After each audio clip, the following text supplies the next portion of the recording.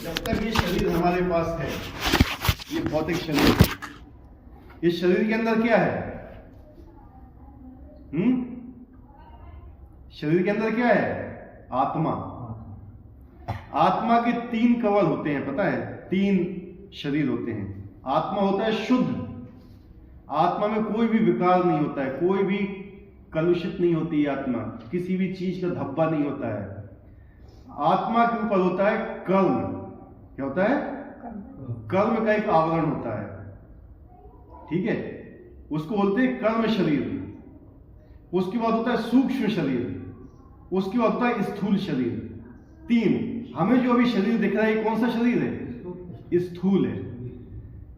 किस चीज से बना हुआ ये? पृथ्वी, अग्नि, जल, वायु, आकाश, 5 चीजों से मिलकर बना हुआ है। इस ब्रह्मांड में जितने भी लोक हैं, जितने भी जगह है, इन 5 चीजों से ही लोग बनते हैं। जितनी भी चीजें होंगी, ये 5 चीजों से ही बनती है। उसके अंदर एक और शरीर होता है हमारा, जिसको बोलते हैं सूक्ष्म शरीर, जिसमें होता है मन। मन को कोई देख सकता है? बुद्धि,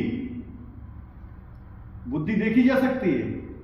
अहंकार, अहंकार मिथ्या अहंकार बोला जाता है इसको, जिसमें हम ये मानते हैं कि मैं शरीर हूं, आत्मा नहीं हूं। इसको बोलते हैं अहंकार। हम अपने आप को शरीर मानते हैं, आत्मा नहीं मानते हैं। कितने लोग ये समझते हैं कि मैं एक आत्मा हूं? आत्मा का धर्म क्या है? सबसे पहली यही चीज है कि समझना कि मैं कौन हूं। अध्यात्म कब आता है हमारे अंदर? जब तक हम ये नहीं समझते कि मैं कौन हूं। इतनी तो जिज्ञासा होना चाहिए अपने बारे में जानने के लिए। मैं कहां से आया हूं, मेरा यहां आने का प्रयोजन क्या है, मैं यहां कष्ट क्यों भोग रहा हूं। कोई ऐसा आदमी जो सुखी है कोई ऐसा व्यक्ति जो सुखी है? जब तक ये शरीर रहेगा, जब तक ये शरीर रहेगा, सुख नाम नहीं है। क्योंकि ये जो संसार को बताया गया है ना, संसार को बोला गया दुखालयम अशाश्वतम, दुख का आलय है, दुख ही दुख है यहां पे, सुख नाम की कोई चीज है ही नहीं, ठीक है। और लेकिन हम क्या है, इसी दुख, भगवत गीता में तो बोल दिया कि दुखों का आलय है, लेकिन हम यहां पे सुख ढूंढते हैं। ये हमारी क्या है?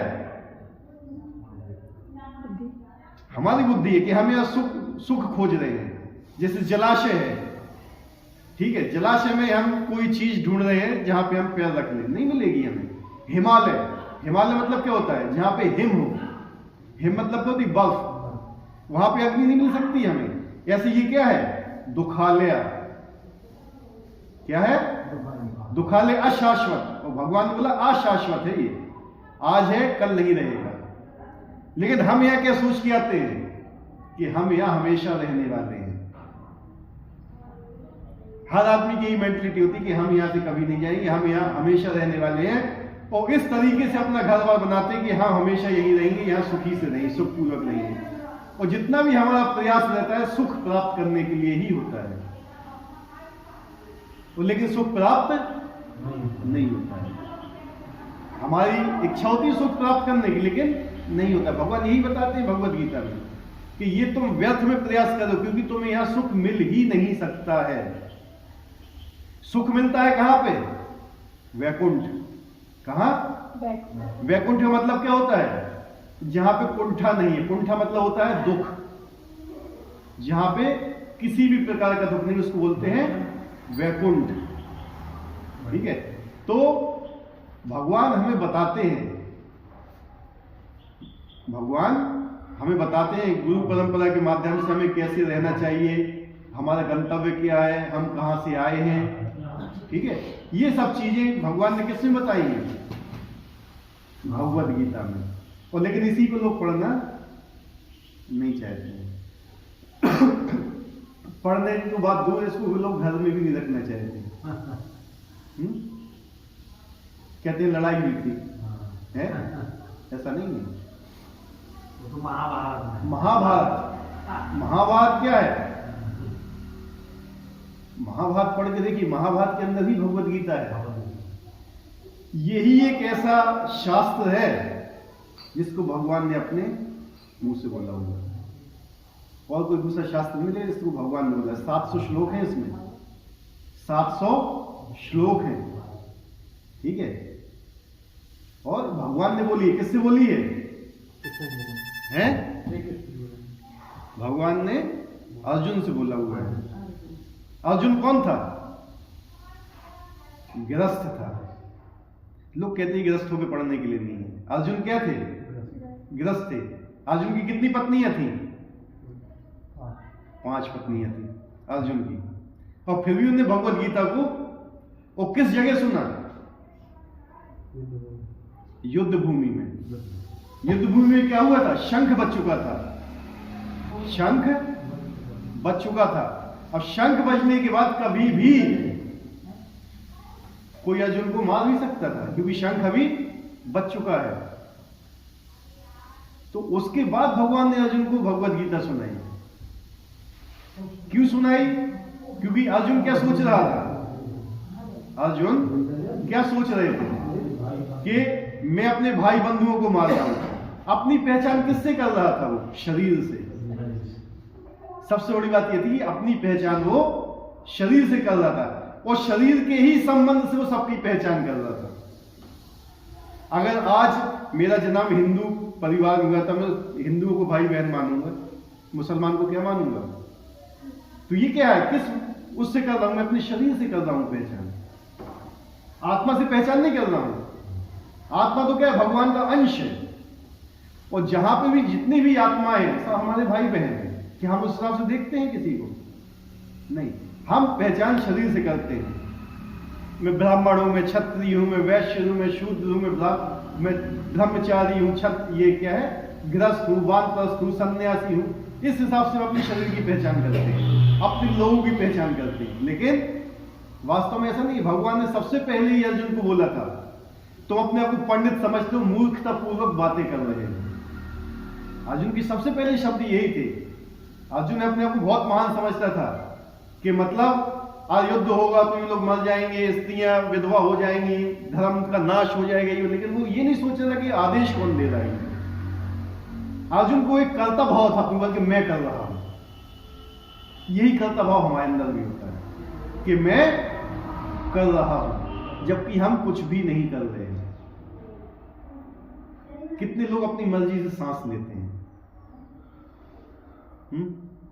कोई नहीं लेता है ना। सांस कौन दे रहा है? भगवान दे रहे हैं। किसके माता पिता उसको सांस दे रहे हैं? बताइए, खरीद के। कहते हैं कि हमारे माता पिता ने हमारा पालन किया, ये किया, वो किया। ठीक है, सब कुछ। अन्न दे रहे हैं, ठीक है। अन्न कौन उगा रहा है?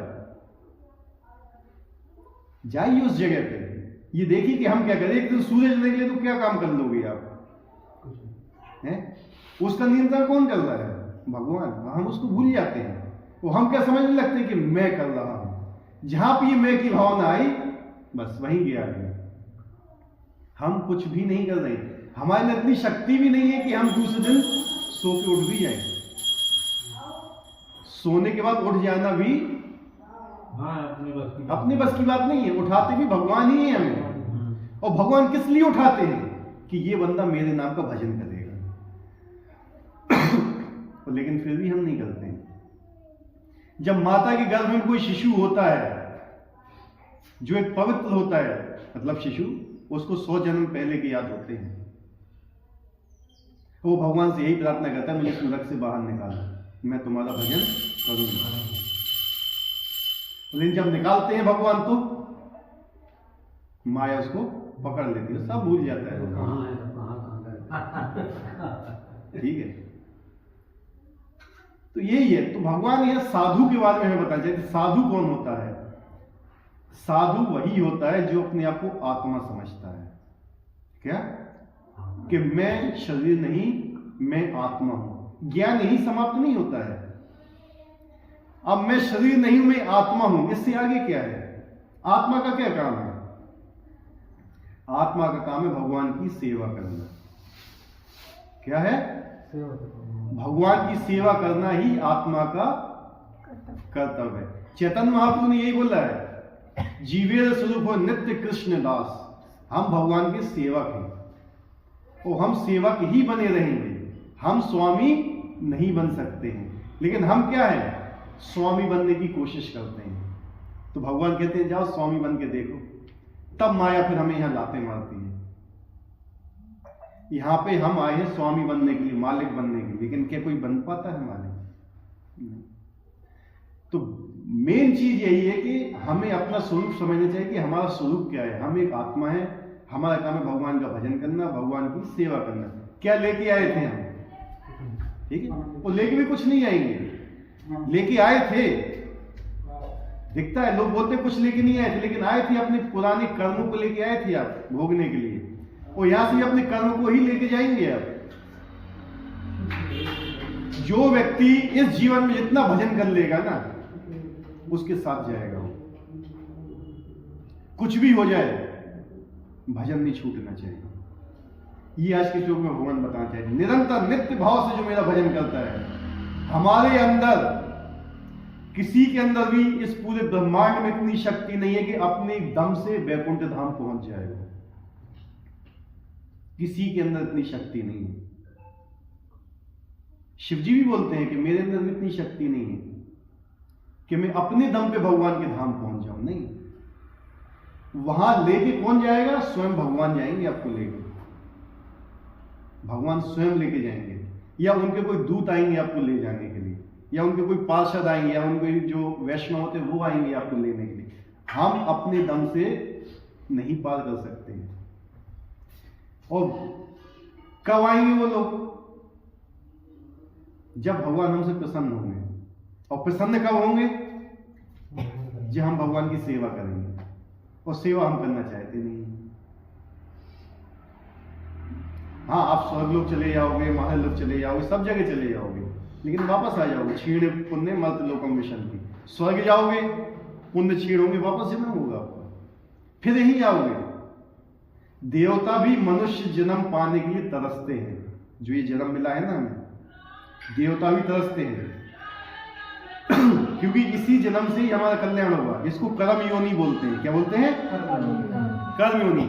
और बाकी मनुष्य जीवन के अलावा जितनी भी योनि है, सब है भोग योनि। क्या है? भोग योनि। जितने भी हमने पुण्य अर्जित किए हैं, या जितने भी पाप हमने अर्जित किए हैं, उनको हम भोगेंगे केवल। हम उसमें कोई कर्म नहीं करेंगे, और हम उसमें कोई अच्छा करेंगे तो काउंट भी नहीं होगा वो। लेकिन जो मनुष्य जीवन मिला हुआ है हमें, वो महत्वपूर्ण है। इसलिए इसमें कहते हैं कि भज लो, पता नहीं कल की सुबह होने वाली है अथवा नहीं होने वाली है। और आज नहीं भजे, पता नहीं कब चले जाए, कोई भरोसा है? कोई भरोसा है कब चले जाए? किसी को मालूम है कि 1 घंटे बाद हम रहेंगे अथवा नहीं रहेंगे? हैं? कभी भी जा सकते हैं। इसलिए हमेशा भगवान का नाम होना चाहिए जिह्वा पर, हमेशा, किसी भी समय, कैसे भी। तो ये चीज हमें मुख्यतः याद रखना चाहिए। तो साधु कौन हुआ? कौन हुआ साधु? किसको बोल सकते हैं? निरंतर ध्यान कर रहे हैं, जो भगवान का निरंतर जाप करता है, भगवान की सेवा में निरंतर रत रहता है। तो भगवान आगे बोलते हैं, अगर वो व्यक्ति कुछ गलती भी कर देता है ना, तो मैं उसको माफ कर देता हूं। क्यों? भगवान उद्देश्य देखते हैं। क्या देखते हैं? उद्देश्य। इस व्यक्ति का उद्देश्य क्या है। और कोई व्यक्ति बहुत अच्छी तरह पढ़ाई करता है, बहुत अच्छी तरह, उसके 1 आध नंबर कम आ जाते हैं पास होने में, तो क्या करता है अध्यापक? कर देता है ना। तो भगवान तो इतने क्रूर है नहीं। भगवान ये देख रहे हैं कि बंदा मेरे पास पहुंचने के लिए कितना प्रयास कर रहा है। गिरेगा, ठीक है। आप सब लोग मुझसे सीनियर हो एज में। एक 6 महीने का बच्चा है, पिता यहां बैठा हुआ है, बच्चा वहां पर है। बच्चा अभी चलना सीख रहा है। क्या कर रहा है? चलना सीख रहा है। अब वो पिता की गोद में आके बैठना चाहता है। क्या है? वहां से चलना उसको आता नहीं है। क्या होगा? गिरेगा। कंफर्म है ना गिरेगा? आप लोग के साथ हुआ होगा ऐसा। आप लोग के बच्चे जब छोटे होंगे तो आना चाहते होंगे आपके पास, फिर उठेगा, फिर गिरेगा, फिर उठेगा, फिर गिरेगा, तो आप क्या करोगे? आप जाकर उठा के उठा रहे गिर रहा है ना वो। सही है। ऐसे ही भगवान करते, भगवान देखता है कि मेरे पास आने का प्रयास कर रहा है, लेकिन इसकी बस की बात नहीं है। भगवान अच्छी तरह जानते कि माया को पार नहीं कर पाएगा। भगवान ने गीता बोला है, माया ऐसी गुणमयी मम माया दुरत्या, जो कोई मेरी शरण में नहीं आएगा ना वो माया को पार नहीं कर पाएगा कभी, यहीं पे भटकता रहेगा वो। तो माया से बचने के लिए हमें भगवान की शरण, माया के सामने हम तिनके के समान हैं। कैसे? तिनके के समान, तिनका होता है ना एक छोटा सा, वो माया आंधी के समान है। तिनका अगर आंधी में पड़ा हो तो क्या होगा? उड़ जाएगा। और उसी के ऊपर किसी ने अपना पैर रख दिया तिनके के ऊपर तो समझ गए मेरी बात? अगर हमारे ऊपर भगवान के चरण रख दिए गए, कितनी भयानक आंधी है, माया कितना भी रूप धारण कर ले, कुछ नहीं बिगाड़ पाएगी। लेकिन हमें कभी ये भी नहीं समझना चाहिए कि माया कमजोर है। माया लास्ट समय तक हमारा परीक्षा करती है, लेकिन अगर हम भगवान की शरण में तो भगवान हमें माफ करते हैं और माया को ऑर्डर देते हैं कि इसको मेरे पास लेके आओ, नहीं तो माया से कोई नहीं बच पाया। शिव जी भी भ्रमित हो गए थे, ब्रह्मा जी भी भ्रमित हो गए, एक से एक लोग भ्रमित हो चुके हैं, तो हम लोग किस श्रेणी में आते हैं? तो इसलिए कहते हैं कि ये मत सोचो कि हमसे गलतियां हो रही हैं तो हम भजन छोड़ देंगे, नहीं, आपको भजन करते रहना चाहिए। ठीक है? तो यही आज भगवान यहाँ पे बताना चाहते हैं कि यदि कोई जघन्य से जघन्य कर्म करता है और यदि वो भक्ति में रत रहता है, भक्ति में लगा हुआ है, तो उसे साधु मानना चाहिए। क्या मानना चाहिए? साधु। क्योंकि वे अपने संकल्प से अडिग रहता है। किससे अडिग रहता है? संकल्प है उसका कि मैं भगवान के पास जाऊंगा, मैं भगवान की भक्ति करूंगा, मैं भगवान की सेवा करूंगा, उससे चाहे जो कुछ भी हो, वो भगवान को उसको माफ कर देते हैं। क्या बोला गया? इस श्लोक का सुदुराचार शब्द अत्यंत महत्वपूर्ण है, अतः हमें इसे ठीक से समझना होगा। जब मनुष्य वृद्ध रहता है तो उसके दो प्रकार के कर्म होते हैं, प्रथम बद्ध और द्वितीय स्वाभाविक। बद्ध अवस्था, हम लोग बद्ध हैं, मतलब प्रकृति के द्वारा बांधे गए हैं हम लोग, हमें प्रकृति के अनुसार काम करना पड़ता है, अपने हिसाब से नहीं। सर्दी आई तो हमें गर्म कपड़े पहनना पड़ेंगे, बारिश आई तो हमें छाता लेना ही पड़ेगा, समझ रहे? रात आई तो हमें सोना ही पड़ेगा, ऐसा तो है नहीं कि हम जग लेंगे। तो हम प्रकृति के अंतर्गत हैं अभी, तो हमें उसके अंतर्गत लेके काम, एक हमारा स्वभाव होता है, हमारे करोड़ों जन्म हो चुके हैं, ठीक है? और करोड़ जन्म से हमने क्या बताया था? दो शरीर होते हैं, स्थूल शरीर और सूक्ष्म शरीर। स्थूल शरीर क्या है? पृथ्वी, अग्नि, जल, वायु, आकाश। जब ये शरीर मर जाता है तो हम सोचते हैं कि हम मर गए, नहीं, शरीर मरा है लेकिन मन अभी भी जिंदा है, बुद्धि जिंदा है और अहंकार उसका अभी भी जिंदा है।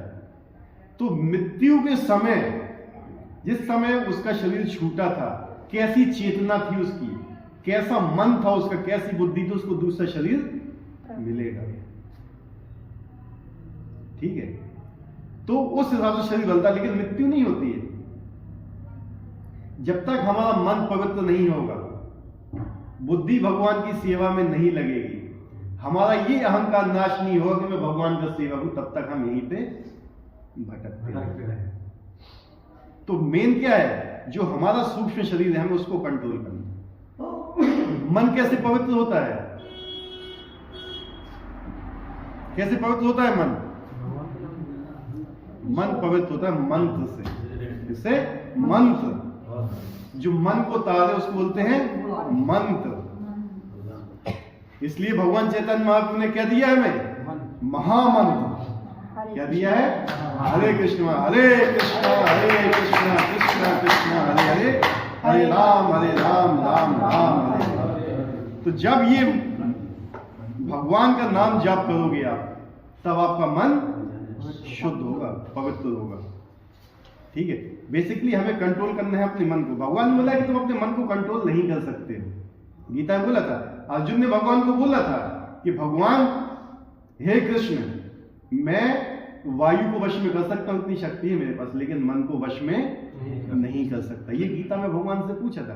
तो भगवान ने बोला था, अर्जुन मुझे मालूम है कि मन को वश में करना अत्यंत कठिन है, लेकिन अभ्यास और वैराग्य से उसको वश में किया जा सकता। अभ्यास से और वैराग्य से। वैराग्य क्या है, वो अभ्यास क्या है?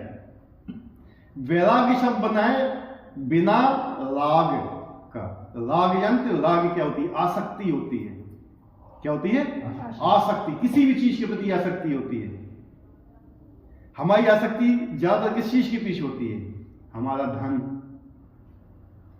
है, हमारा घर, हमारा परिवार, हमारे बच्चे, हमारा समाज, हमारा कुटुंब, हमारा देश, इन सब के पीछे क्या होती है भाई? आसक्ति होती है, राग होता है। इन सब चीज से क्या होना है हमें? वैराग्य। इन सब की आसक्ति से हमें छोड़ के आसक्ति किसमें लगाना है? भगवान के नाम में। और उसके लिए हमें अपना अभ्यास करना है। भगवान के नाम में अपनी आसक्ति लगाने के लिए हमें क्या करना है? प्रयास करना है। तब मन को आप वश में कर सकते, लेकिन मन को ऐसे वश में नहीं किया सकते। इसलिए भगवान ने फिर नियम भी बताए हुए हमें कि आप क्या करोगे तो नाम वश में होगा। इसलिए हम लोग 4 नियम का पालन भी करते हैं और हरे कृष्ण महामंत्र का जाप भी करते हैं। भगवान को भगवान चढ़ा दी तो ठीक है। प्यार बच्चों,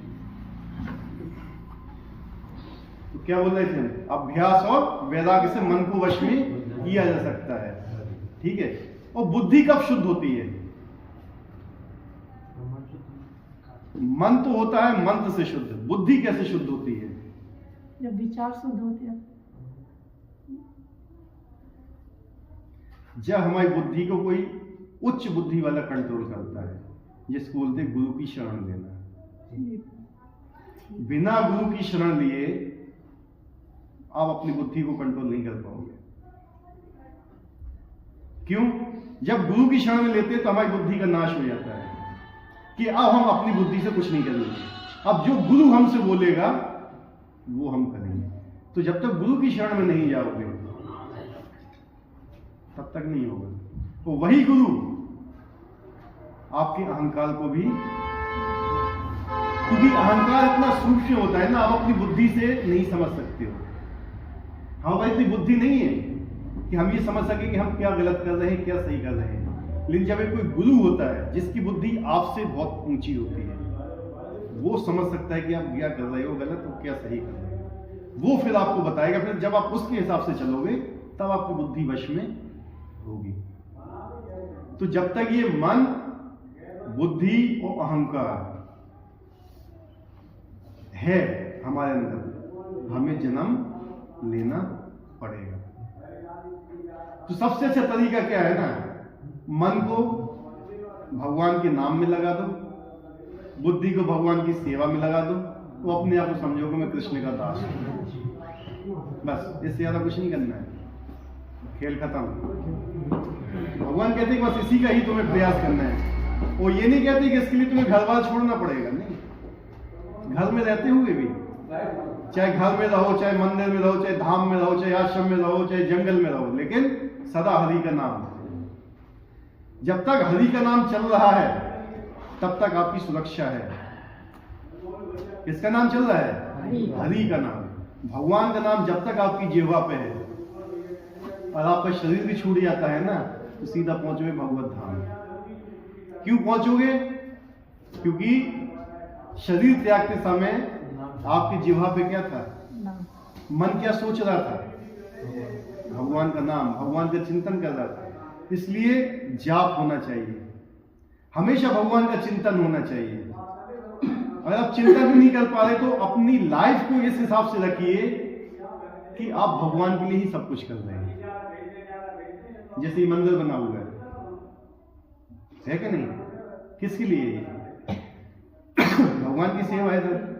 जैसे मैया है, सेवा कर रही है भगवान की, पूरा जीवन इनकी सेवा में लगा दिया, 100% भगवत धाम, क्योंकि चेतना यहीं पे है। तो ऐसे हमें अपने जीवन को ढालना चाहिए, लेकिन हम अपना ढाल नहीं पाते हैं, क्योंकि हमारी चिंता क्या होती है? मेरे पास जमीन है, मेरे पास धन है, कुछ जाता है साथ में? 100 बीघा जमीन है, 100 एकड़ जमीन हो, एक कंकड़ लेके भी नहीं जाओगे। कहते हैं जो घर में जो आसक्त होता है ना, क्या बनता है वो? छिपकली। घर में चिपका रहता है वो, चिपके रहो घर से, ठीक है, उतना आप नहीं चिपक पाएंगे जितना छिपकली घर से चिपकती रहती है। जो घर में आसक्त होता है वो वहीं पे जन्म लेता है। जो धन में आसक्त होता है ना, धन के ऊपर बैठा रहता है बन के, वहीं पे रहेगा वो, आगे नहीं जाएगा। तो ये चीज भगवत गीता में स्पष्ट रूप से बता दिया है, ना धन, ठीक है। तो मेन चीज ये है कि हमें अपना उद्देश्य समझना चाहिए कि हमारा क्या उद्देश्य है। लेकिन ये मत समझो कि अगर हम भगवान की सेवा में लगे हुए हमसे कोई गलतियां हो रही हैं तो भगवान माफ करते हैं उसको। तो इसका मतलब ये भी नहीं होता कि हम जानबूझ के भी गलती करें। हमें जानबूझ के भी गलती नहीं करनी, चलो भगवान तो माफ कर ही देंगे, लेकिन ऐसा नहीं। भगवान कहते हैं कि अनजाने में कोई गलती होती है। लोग कहते नहीं मैं तो खूब अच्छे काम करता हूं, ये करता हूं, वो करता हूं, लेकिन हमसे रोज अनंत पाप होते हैं।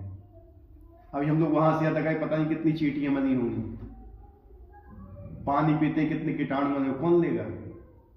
आप लोग जो अन्न खाते हैं, किसान होते हैं जो खेत बोते हैं ना, कितने जीव जंतु मरते हैं, पिसिया बोते समय कितने मरते हैं। उसके बाद जब उगती है उसमें कीड़े लग जाते हैं, उनके लिए दवाई छिड़कते हैं तो कितने मरते हैं। उस पर जब पकती है वो काटते हैं तो मरते हैं। काटने के बाद जब गल्ला घर में आता है उसके बाद उसमें भी कीड़े लगने लगते हैं, उनको भी मारते हैं हम।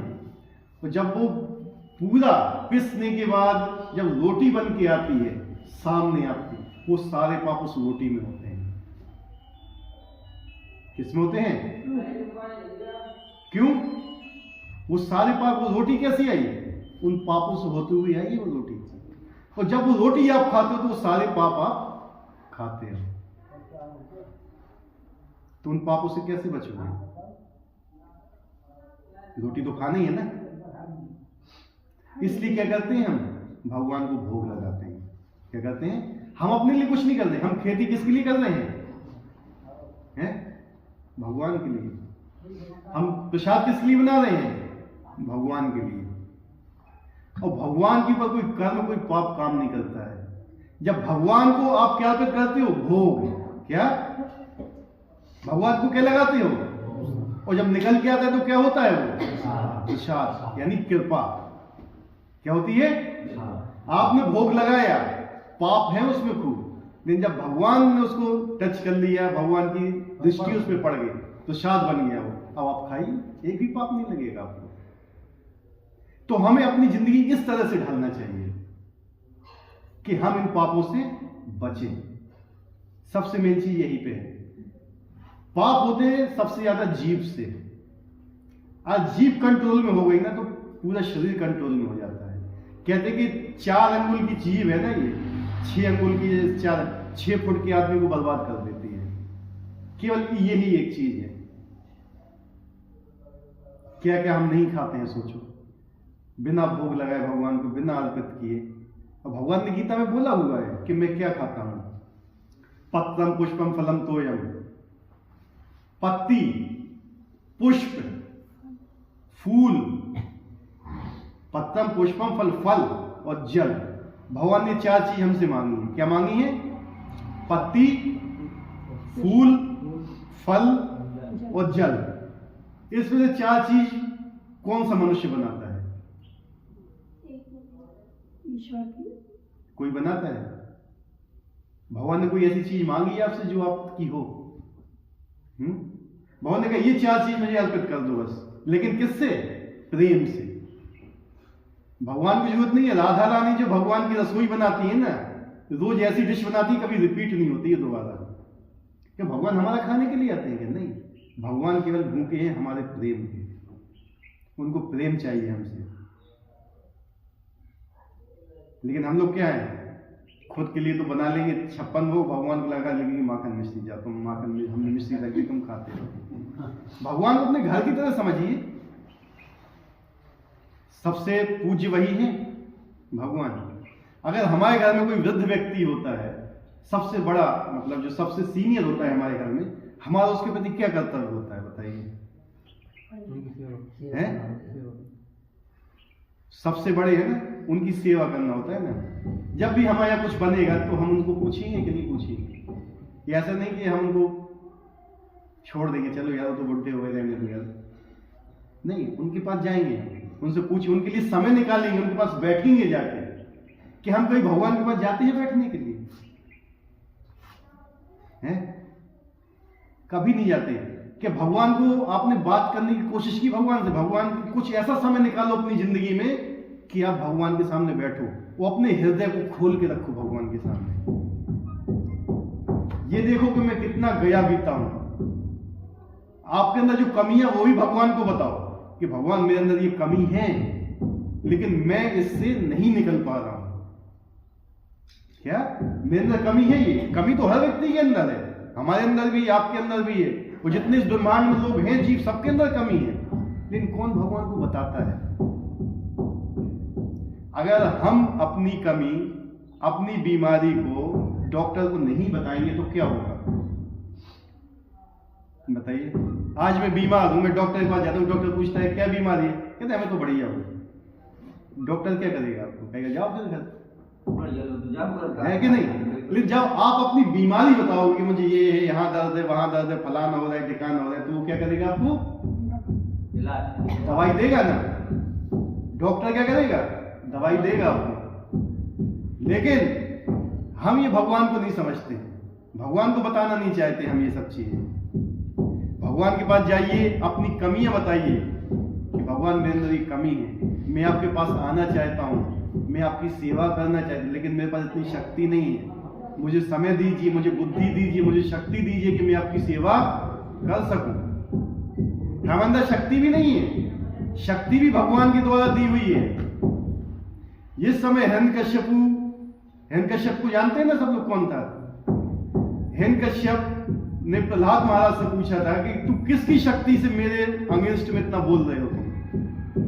तो वही कह रहे कि जिसकी शक्ति से तुम तीनों लोगों के राजा बने हुए हो, उनकी शक्ति से ही मैं बोल पा रहा हूं। ठीक है? जो प्रहलाद महाराज थे, उनके ये शब्द थे, और यही शब्द हनुमान जी ने किससे बोले थे? रावण से, कि तू जिनकी शक्ति से तू तीन लोगों का अधिपति बना है, मैं उसका दूत हूं। ठीक है? नाश कर सकते थे हनुमान जी भी रावण का, लेकिन वो श्रेय किसको देना चाहते थे? भगवान राम को। और हम क्या है? हम श्रेय लेना चाहते हैं, हम भगवान को श्रेय देना नहीं चाहते। लक्ष्मी कौन है? लक्ष्मी पैसा है। नारायण जी को देखा, नारायण को, भगवान नारायण को। लक्ष्मी जी क्या करती हैं? हैं? क्या करती हैं? बताइए, आप लोग तो बहुत हैं? पैर दाबती है ना भगवान के। तो लक्ष्मी का काम क्या है? भगवान की सेवा में लगना। क्या है? और रावण क्या कर रहा था? सेवा लेता। लक्ष्मी को अपनी सेवा में लगाना चाह रहा था, सीता मैया को। सीता मैया कौन थी? लक्ष्मी, महालक्ष्मी थी ना। तो रावण क्या कर रहा था? सीता को अपनी सेवा में, यानी लक्ष्मी को अपनी सेवा में लगाना चाह रहा था, और हनुमान जी उन्हीं महालक्ष्मी को राम की सेवा में लगाना चाह रहे थे। चीज एक ही है। और उसी धन को हम अपनी सेवा में लगाना चाहेंगे तो हमारा रावण जैसा हाल होगा। और वही लक्ष्मी या धन को हम भगवान की सेवा में लगाना चाहेंगे तो देखो हनुमान जी की आज भी पूजा होती है। ये मेन चीज है। लेकिन इतना चीज, छोटी सी चीज है ये, ज्यादा नहीं है। हम सोचते हैं कि ये मेरा धन है, लक्ष्मी के ऊपर मैं अपना अधिकार जमाना चाहता हूं, जबकि मैं उसका बेटा हूं, उसको भोगना चाहता हूं मैं। ये सिद्धांत गलत है। सही है? किसी को कोई आपत्ति है शब्द पे? है? लक्ष्मी है, भगवान की पत्नी, उनका काम है भगवान की सेवा करना। तो हम फिर क्यों उनको अपनी सेवा में लगाना चाहते हैं? वो तो हमारी मां है ना। अगर आप उनकी पूजा करोगे, अगर आप लक्ष्मी को ही भगवान की सेवा में लगाओगे तो लक्ष्मी जी आपको खुश होंगी। वरदान दिया था ना हनुमान जी को, आश्य सिद्धि नाम नदी के दाता स्वदीन जानकी माता। किसने सिद्धि की दी थी हनुमान जी को? जानकी मैया। लक्ष्मी जी ने स्वयं दिया था हनुमान जी को, और वही काम आप करोगे तो वो आपको भी देंगे। तो ये कुछ मुख्य सिद्धांत है जो मैं आपको बता रहा हूं। तो यही बताया कि हमें अपने जीवन को किस हिसाब से ढालना चाहिए कि हमारा पूरा जीवन ही भगवान की सेवा के निमित्त हो जाए। हम जो धन कमाते हैं उसको भगवान की सेवा में लगाइए, हम जो भी कर्म करते हैं अच्छे भगवान की सेवा में लगाइए। हमारी पत्नी है भगवान की सेवा में लगाइए, हमारे बच्चे हैं भगवान की सेवा में लगाइए। कितने लोग ऐसा करते हैं? बच्चा काय के लाने पैदा करा, बुढ़ापे में हमारी सेवा कर।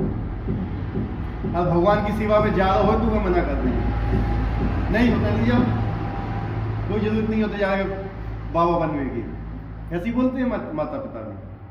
क्यों? इच्छा क्या है कि बच्चे मेरी सेवा में लगना चाहिए, भगवान की सेवा में नहीं। क्यों? भगवान को तो मानते ही नहीं है ना। जिस हिसाब से इस हिसाब से रहना चालू कर दोगे ना, भगवान स्वयं वश में हो जाते हैं, नहीं तो उनको वश में करना संभव है।